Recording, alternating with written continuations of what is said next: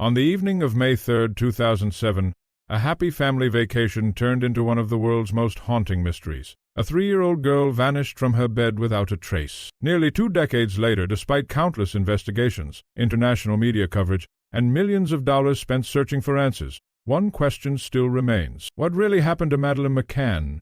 Madeleine McCann was a 3-year-old British girl who traveled with her parents, Kate and Gerry McCann, and her younger twin siblings to Praia da Luz, a seaside resort in Portugal. The family was enjoying a holiday with a group of friends, staying in a ground-floor apartment at the Ocean Club Resort. On the evening of May 3rd, the adults gathered for dinner at a nearby restaurant, located about 50 meters from the apartment. Instead of using the resort's childcare service, they agreed to check on their sleeping children at regular intervals throughout the evening. According to the timeline later established by investigators, the children were checked several times. At around 10 p.m., Kate McCann returned to the apartment for another routine check. She immediately noticed something was terribly wrong. Madeleine was gone. The bedroom window appeared open, and the child's blanket and favorite toy were left behind. Moments later, the alarm was raised as family members, resort staff, and guests searched desperately for the missing little girl. Portuguese police launched an investigation that quickly became one of the most publicized missing person cases in modern history.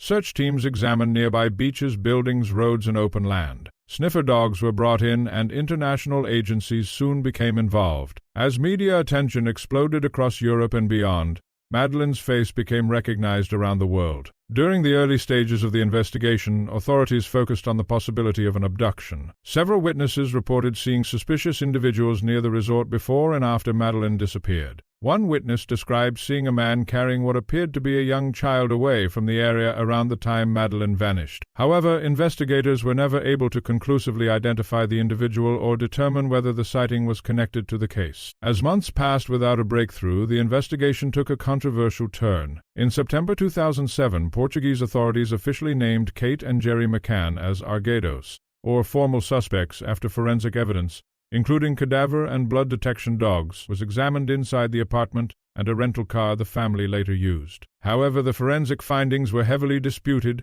and did not provide conclusive proof that Madeleine had died or that her parents were responsible. The M-scan strongly denied any involvement. The accusations attracted enormous international attention and placed the grieving parents under intense public scrutiny. In 2008, Portuguese prosecutors concluded there was insufficient evidence to continue the case, and the formal suspect status of the McCanns was lifted.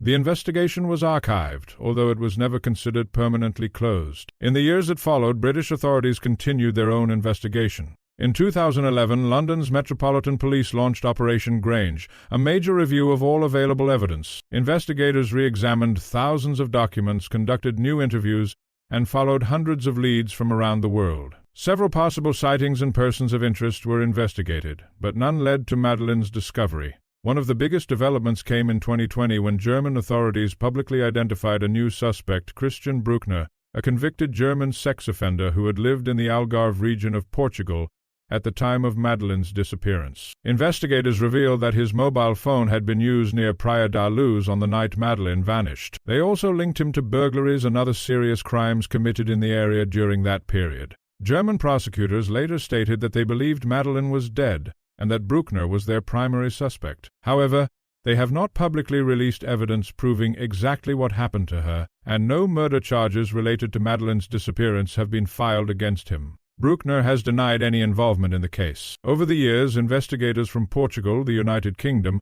and Germany have continued to cooperate. Searches have taken place at reservoirs, abandoned buildings, and remote areas connected to the suspect. While these operations generated headlines, none produced definitive evidence revealing Madeleine's fate. Today, the disappearance of Madeleine McCann remains officially unsolved. Her parents have continued to campaign for answers and have thanked investigators and supporters who refuse to let the case be forgotten. The mystery has inspired documentaries, books, and endless public discussion, but despite years of investigation, the most important piece of the puzzle is still missing. The disappearance of Madeleine McCann is a reminder of how one ordinary evening can change countless lives forever. It also shows how difficult complex missing person investigations can become when critical evidence is limited and theories begin to compete with facts. As long as the truth remains unknown, hope and uncertainty will continue to exist side by side. What do you think happened to Madeleine McCann? Do you believe investigators are closer than ever to solving the case, or will this mystery remain unsolved forever? Share your thoughts in the comments below.